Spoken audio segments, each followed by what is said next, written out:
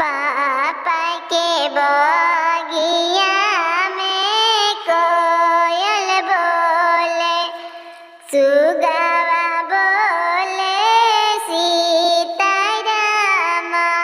चाचा के बगिया में कोयलर बोले, सुगावा बोले सीताराम। घोड़ा ले घूमेले दूल्हा जे बगिया त, घोड़ा दौड़ावे लगले, घोड़ा दौड़ाई दूल्हा गइले कवन गलिया त, सुबावा से भेट भइले, घोड़ा दौड़ाई दूल्हा गइले ससुररिया त, सुबावा से भेट भइले।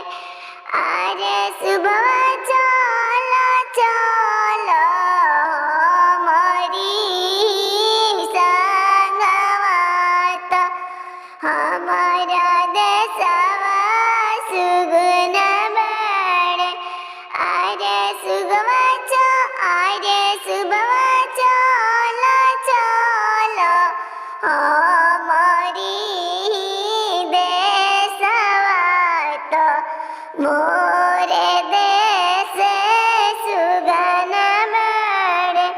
कैसे में चली स्वामी रउरा देश, आमा नहीं मोरे कन्यादान कइली। अरे स्वामी जब आमा करिए कन्यादानवा त, चल जाइब